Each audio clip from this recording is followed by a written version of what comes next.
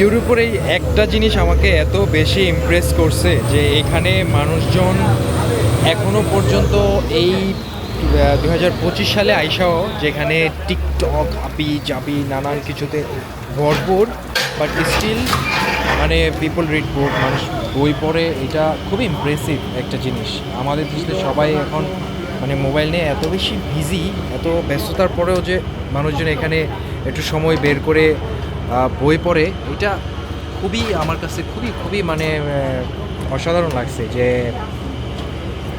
Engage হওয়ার এত কিছু আছে, এত কিছু হাবি জাবি সোশ্যাল মিডিয়া, এর পরেও হচ্ছে এগুলো না করে এরা বই পড়ে বাসে ট্রামে সব জায়গায়। আমি ইভেন যখন সুইজারল্যান্ডে ছিলাম ওইখানেও এরকম দেখছি। তো এখানে আমি ভেনিসে আসছি একদিন হইলো, ভেনিসেও এখানে যে কোনো জায়গাতে একটু ফাঁক ফুকুর পাইলে, এটা কিন্তু একটা পাবলিক ট্রান্সপোর্ট এবং খুবই বিজি একটা জায়গা, এখানেও হচ্ছে এরকম এত সুন্দর এরা বই পড়তেছে। এই যে এখানে দেখেন এই মেয়েটা এখানে দাঁড়ায় দাঁড়ায় বই পড়তেছে।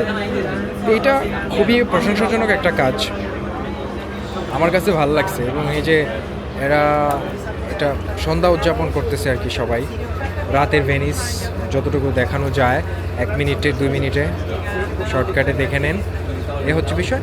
কিন্তু যেটা বললাম, যেটার জন্য ভিডিও এটা আমার কাছে খুবই অদ্ভুত সুন্দর লাগছে আর কি, খুবই এনার্জেটিক এই বিষয়টা, খুবই ইন্সপায়ারিং যে এরা এখনও এরকম বই টই পড়ে আর কি।